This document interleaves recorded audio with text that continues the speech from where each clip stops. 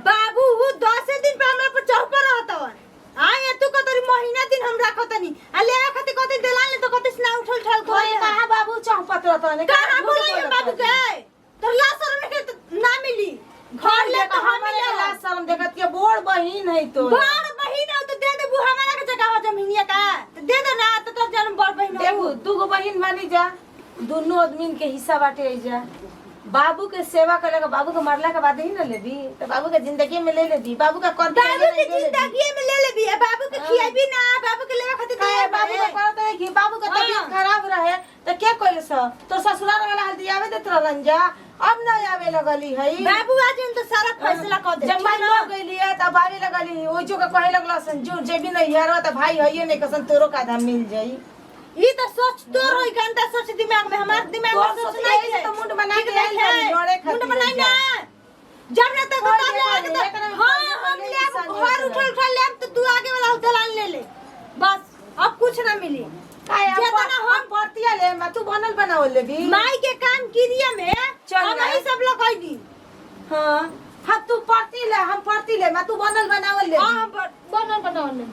आज देखत तू कैसे ले लेबी कैसे ना देखबी हम ले देखत ले हम हां तो तू कैसे लेवल जला पूरा ये थी करवा के नपवा जो खवा के 9.5 नपवा जो खवा बाबू के करबू है ये नहीं बाबू के तू कर रे माई के तो करबे ना कर ले अब बाबू के करे चले मां तू है माई खटिया पर पड़ल रहे हगल मुंह तो कुल हम कइनी तू कइली हगल मुंह तो हम कइनी लाज नहीं खेला तो बेसर है बहिन झूठ कितना बोलत रही बहिन ही अकेले के तो बहिन छोट वाली तरह के छोटे सन गदानत रहनी छोटी बहिन छोटे से ना रही आते ने जे दे आदिन बनत रही न नहीं तो कोने के घर का बाबूजी ठीक ना मुआ संभाल कर तो से बहुत हम छोट बहिन जान के गदानत रहनी दोनों के बात से कोने जा जा माई नहीं के तो माई ऐसे नो के दर्जा दे छोट बहिन ही है किसी से भेज ना बोलले कहीं बाटे ई नाम कह में भैया हम आवत इन तो महीना दिन रहता नहीं आवत ये 10 दिन में अब आनते मोटरी गठरी लेके चल जथी तार कमाई त भातरा के कमाई लेके चल जता निका अरे मुंह बा हमरा भातरा के कमाई लेबी मुंह बा ना तू तू ले जबो ना ले जाइबो हमरा से मुंह ना देखो आपन मुंह बता के देखो ना। कमाई लिहन बाबूजी से देखिए ना कुल बात को हम तू का कहबो तो हम कह बाबूजी से साड़ी सन बनल बोतार बनल हम छोड़ावत नहीं तार जब होता तब तू हमरा संगे लड़े खातिर कोशिश करत हबी जो हाली आवत है तो हाली हमसे लड़त सुनर कहीं के बहेगा काने कैसन जाके ओकर जगह जमीन खातिर बहिन के भीतर के जान लीही अरे तू तो खुद लड़त रही हम तेरे से उसका ये कोई नहीं है तेरी उसका ले रे तेरी हम तो बनामो न ली ना जगह जमीन के जोन बाबूजी दिए तो हम ले हम क्या का हम तो मांग के ले हो रे रे रे रे रे रे का कइले बड़ सुतो है के तोरा का भेलो रे लागत ये जगह जमीन ना पहले बाबूजी देखी आइल बिया न हमरा से का कहतिया हम बनल बनावल घर वाले तू ले ली अंगवा वाला हम रवा से कब कहानी बाबूजी रवा बताई हम कहानी कोई हम जगह जमीन के बारे में बात ये मांग के ले बेहंगवा से हंगवा कुल हमके बनावती है बात तू मांग के तोरा दे हट तो करी ना खाली ली हिले खते का मुंह बा बात हम 10 दिन पा के करतनी बताई हम अपन घर द्वार छोड़ के आ के 2 महीना समय जा बैठल तोरा बनी से छोट न होते हैसल छोट नहीं त का ले खातिर छोट नहीं के कर खातिर बड़ बिया एको दिन हम जगह जमीन खातिर ना कहनी है जब आओते तब बटवारा के बात करत का ना कहम तो कर बोली खियाओ अभी जिले में ये हाल बाटे आ ना रहम त ई का करी यही से तभी तोहनी के लिखत नहीं की लिखवा मत करम अभी नहीं मार जे तो तू अपना के लिखवा लियो करे जा पर दाल दरवा मत लिखम बाबूजी अभी मत चुप। लिखम हतना नहीं बोलत तो हमरो के ढठिया दी ई बहिन बुझती हमरा का दुश्मन इने के चिंता के बुझती खाना ना बनी कि ना बनी वे कहते कि ना बनी देखिए बाबूजी झूठ कहती हम कुछ हुआ ना कहनी घड़ी के पानी पी के सच्चाई बोललू तो ना जानी ना एकदम झूठो झूठ हमरा का छरंग लगावत है चलो हट जस जस तू चल सदा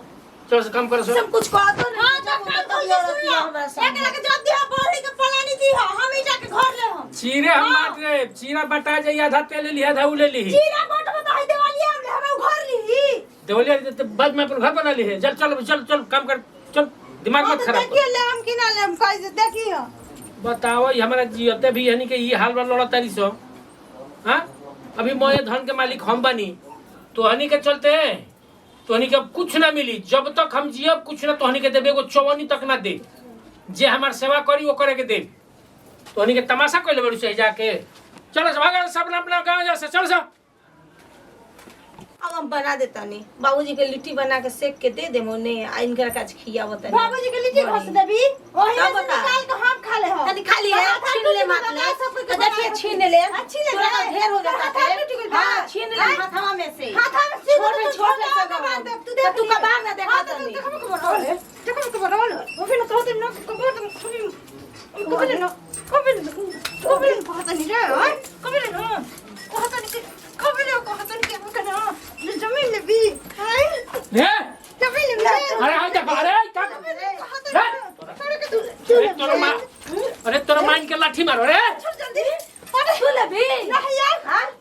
जब न तब होता थे देर में बैठल हमारे बाबूजी जमीन खाली लड़ के मर जालो बाबूजी हम बैठल रहनी या कि हमरा का मारे लागती या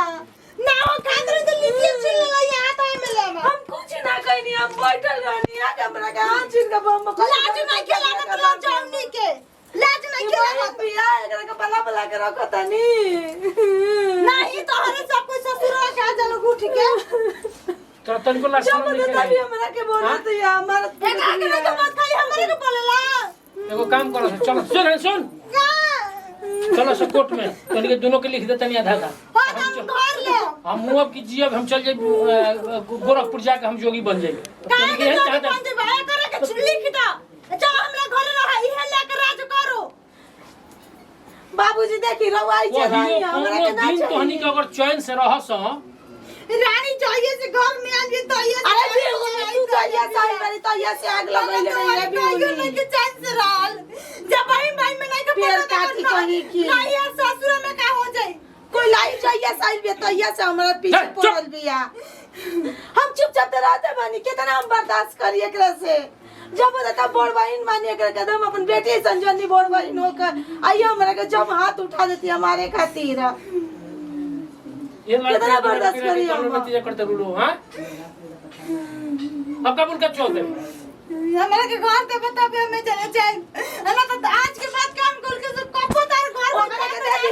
हम जाते हैं अपना घरे ठीक ना कपो ना ला तो डाल तार घर में ओकरा के दे दी ओकरा के लिख दी और ओकरा लेके जाके रहम हम जाते नहीं अपना घरे जाते नहीं हम अपन अब ते कबूल कर छोड़ दे हां हां जल्दी खिदाओ कर के बड़ा आई ला किनियो से हमार जान बचाला